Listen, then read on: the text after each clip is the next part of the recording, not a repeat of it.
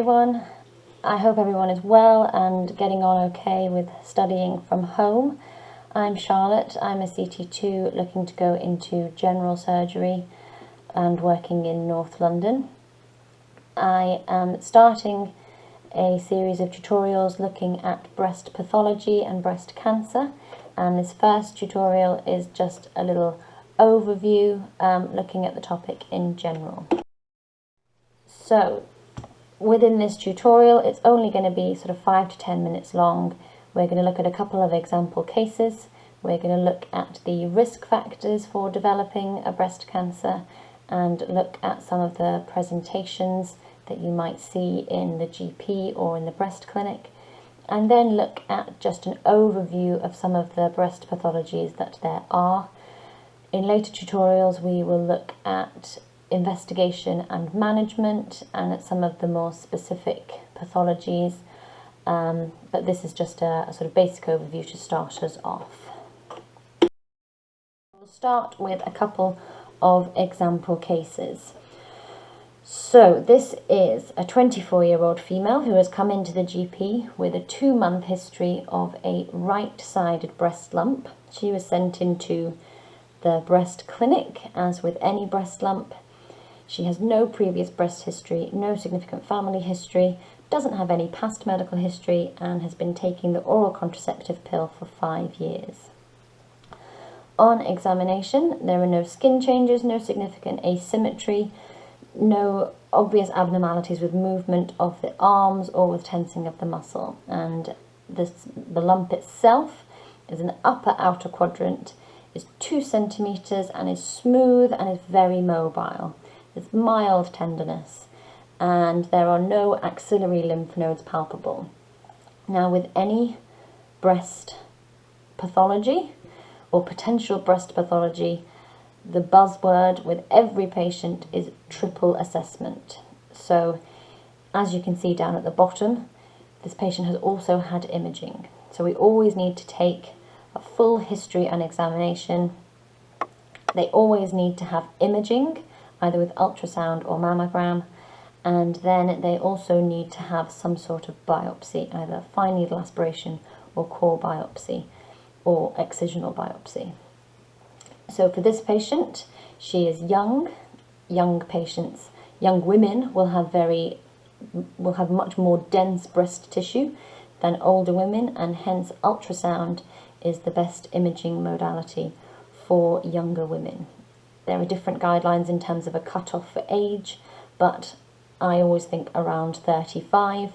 Younger than 35 is ultrasound only, and over 35 you're thinking ultrasound and mammogram, but this may differ between different trusts. So this patient has had an ultrasound scan, and as you can see, there is a well circumscribed hypoechogenic lesion. It looks nice and smooth. There aren't sort of extra satellite lesions, anything like that. So this is a not particularly concerning presentation for a breast lump. We will think about what exactly it might be a little bit later on. A second case, completely opposite case. This is a 55-year-old female who again has presented with a 2-month history of a right-sided breast lump. She has never had any breast pathology in the past, but her sister had a breast cancer aged 50. She has a past medical history of hypertension and diabetes, and she has a high BMI. In her younger life, she took the oral contraceptive pill for 8 years, and she's been on hormone replacement therapy now for 2 years. On examination, you can see skin puckering, but there is no significant asymmetry when this patient raises her arms or tenses the muscle. The lump itself is irregular, is craggy, is immobile, again is in the upper outer quadrant of the right breast, and this is a non-tender lump, but there are palpable lymph nodes in the right axilla. So you can see the big difference between these two presentations. One, not particularly concerning, whereas this one is hitting a lot of red flags that would make you more concerned. And down in the bottom here, The imaging for this particular patient, this is a mammogram imaging, because she is an older female and the breast tissue is less dense, so mammogram is able to penetrate properly, and you can see this area of density that is of particular concern. So if we think about presentation of any breast pathology, obviously a lot of patients will come with a breast lump, but there are many other reasons why a patient may come either to the GP or to the breast clinic with something that they are concerned about. It might not be a breast lump, it might be an axillary lump that has been present for a while. It might just be tenderness in one breast or the other. They might come because they just have a general lumpiness of the breasts, or it might be to do with the skin overlying the breast tissue. Is there some inflammatory changes or hyperpigmentation, something like that? We're also looking at if there are any nipple changes, any change to the skin, any eczematous change to the skin over the nipple. Is the nipple retracted whereas before it wasn't? And also nipple discharge, if that's something new that has occurred to the patient. And then lastly, it might just be that they don't actually have a problem with either breast, but they have a significant family history. So their mum, perhaps their auntie, perhaps multiple people within the family have had breast cancer or are currently suffering with breast cancer, and they have come for further investigation to see whether they are at risk. And then we have to consider risk factors. So in general, risk factors are to do with exposure to estrogen over a lifetime. So when a woman is menstruating, that is where, at the point at which estrogen exposure starts. So the age of menarche. When did that person have their first period? The earlier the age of menarche, the earlier the exposure to estrogen started in their life. Similarly, if we think about menopause, the later menopause occurs, the longer between menarche and menopause, the greater the number of years that that patient has been exposed to estrogen. Similarly, in terms of the estrogen exposure, we're looking at oral contraceptive pill and hormone replacement therapy. It is a very low risk associated with the two of them, but it is significant when taking a breast history. And then we're also thinking about exposure to estrogen from elsewhere in the body. Fat cells produce estrogen. So a patient that is overweight or obese has a greater exposure to estrogen. In terms of age of first childbirth, so childbirth gives you a break from that exposure to estrogen. You're not menstruating.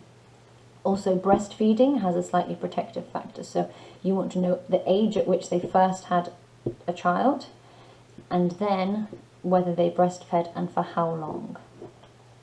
Family history is very significant. There is a big hereditary factor in breast cancer, so you're asking about mum, about sisters, about aunties, and also at what age they developed breast cancer, if they did. And finally, about the patient themselves, have they had either previous breast, ovarian or endometrial cancer? So then if we consider the actual breast pathologies that may occur, generally speaking, we'll split them into benign and malignant. Any breast lump could either be benign or malignant. They have different factors that would lead you to one diagnosis or the other, purely from history and examination. And history and examination is so important. It will tell you so much about the presentation and will give you a very good differential diagnosis purely from history and examination. So if we look at benign first, again, this is just a very brief overview because we'll go into more detail in further tutorials. But fibrocystic breast change, very common, is generally what people are suffering with when they think they have lumpy breasts. It is completely benign. It may improve, it may change. They will often have different levels of lumpiness within the menstrual cycle. There's nothing necessarily that we need to do about it. Fibroadenoma is again a very common benign breast lump, nicknamed the breast mouse, very, very mobile. Ductal adenoma, again, another benign lump. Fat necrosis often can occur after trauma to the breast. It's more likely to occur in women that have a higher BMI. Breast cysts, much like you can get a cyst anywhere else, you can get a cyst in the breast. It is often just a clear fluid. It can be aspirated. It will probably come back. Again, nothing to be concerned about, but can often cause discomfort. And then papilloma and phylloides tumours, benign but with potential to develop into something more sinister. So need to be looked at a little bit closer, but are less commonly occurring. In terms of your malignant lumps, ductal and lobular carcinoma are your two most common. This can be in situ, so sort of pre-cancerous state, or once it reaches the invasive stage, then it is a carcinoma. The others are less common, but very, valid carcinoma presentations. But these are, you don't need to know so much about that for your undergraduate degrees. And then Paget's disease of the nipple will often present as a sort of eczematous changes to the nipple. And again, less common than the two most common, ductal and lobular, but still seen relatively regularly. So if we think about a possible SBA that you might have in one of your exams, which of the following is not a risk factor for breast cancer? So remember, always make sure that you read the question properly. So the big word in this is not. So we've got 5 options: early menarche, early menopause, obesity, oral contraceptive pill, and significant family history. So have a moment to think about which one you think is not a risk factor. And hopefully you have all come up with early menopause. So late menopause is a risk factor because, again, it's prolonging the exposure to estrogen.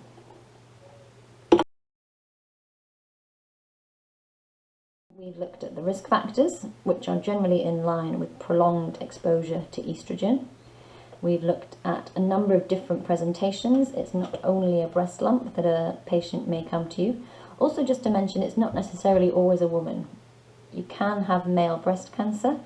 Gynecomastia is a significant presentation that men can come with. They will again experience either what they would describe as a breast lump or a lump behind the nipple, something like that. So it's not necessarily always a woman.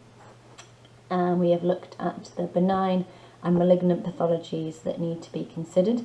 This was not an exhaustive list of pathologies.